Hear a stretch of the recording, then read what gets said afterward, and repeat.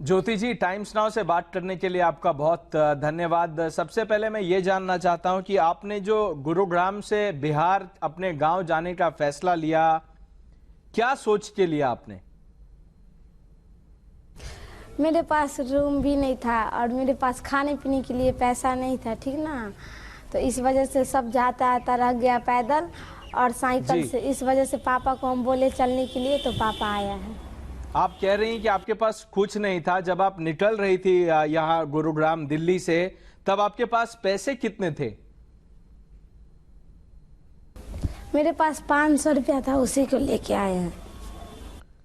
तो अपने सफर में आपने कितनी कठिनाइयों का सामना किया? क्या दिक्कतें आई? क्या आपने रास्ते में कुछ खरीदा? उसके बारे में बताइए हमें। खाने का सामान हम लेके नहीं निकले थे, सिर्फ चूड़ा हम लेके निकले थे। और कुछ भी नहीं था आपके पास?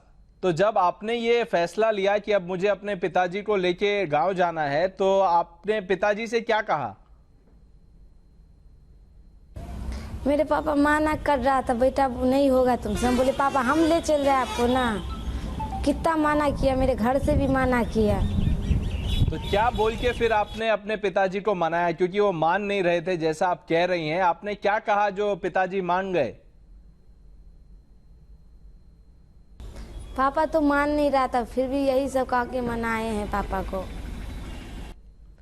तो अब आप ये बताइए कि गांव जाने में 7-8 दिन लग गए। अब तो सारी जगह ये खबर आ गई है।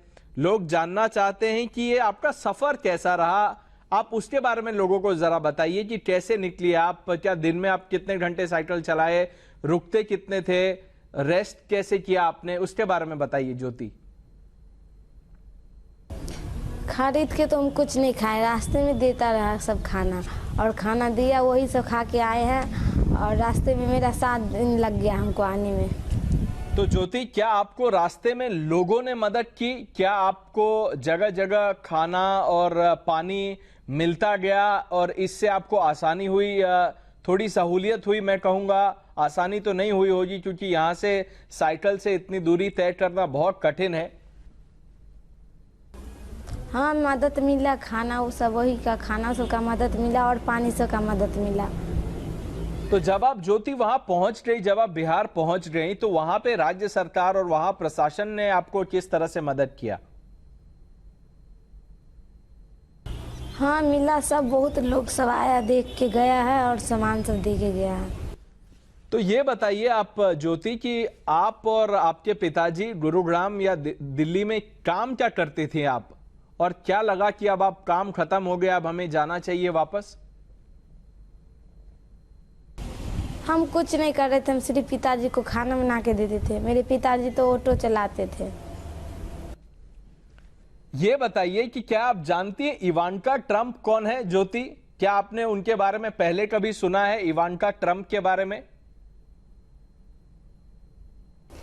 हम तो नहीं जानते थे, लेकिन अब जानने लगे हैं। क्या जानने लगे हैं? क्या बताया आपको लोगों ने, या क्या पढ़ा आपने उनके बारे में जो उन्होंने आपके बारे में लिखा है? मेरे गांव के बगल में, अगल बगल के बोला सब, अमेरिका की एक ठो उसकी बेटी, मतलब अमेरिका की रहने वाली उसकी बेटी ने उसको बोला कि मतलब तुमको अथी दिया है, आशीर्वाद दिया है, तो हम उसको थैंक यू बोल रहे हैं। जी, अमेरिका के जो राष्ट्रपति हैं उनकी बेटी है वो, और उन्होंने आपके बारे में बहुत ट्वीट में बहुत तारीफ की है आपका कि इतने आपने इतना लंबा सफर जो तय किया। और मैं आपसे अब ये जानना चाहता हूं कि अब जैसा कि मैंने कहा, पेपर में भी आप आ गई हैं, टीवी पे भी हम बात कर रहे हैं, लोग आपको जानने लगे हैं। साइकिल फेडरेशन जो है उन्होंने तो ये कह दिया है कि हम ज्योति को ट्रेन करने के लिए तैयार हैं। हाँ, तो हम राजी हैं उस साइकिल में जाने के लिए, रेस लगाने के लिए। तो ज्योति रेस लगाने के लिए तैयार है? आपने मन बना लिया है कि अब आप ये करना चाहेंगे आगे जिंदगी में? हाँ, लेकिन 1 महीना का टाइम दिया है। जी, उन्होंने 1 महीने का समय दिया है और कहा कि जो भी खर्च होगा आपको दिल्ली बुलाने का, आपके रहने का, आपके ट्रेनिंग का, वो सब वो उठाएंगे। आखिर में ज्योति, मैं आपसे ये जानना चाहता हूं कि आपके पिताजी इस बारे में क्या कहते हैं? उनको बहुत खुशी होती होगी जब अब आपका इतना नाम हो गया है। हाँ, मेरा पिताजी बहुत खुश है। जी ज्योति, आप इसी तरह अपने पिताजी का और देश का नाम ऐसे ही रोशन करती रहें। एक बार फिर से मैं आपको धन्यवाद करना चाहता हूं कि आई एम श्योर जब लोग आपको सुनेंगे तो उनका भी हौसला बढ़ेगा। Thank you Jyoti.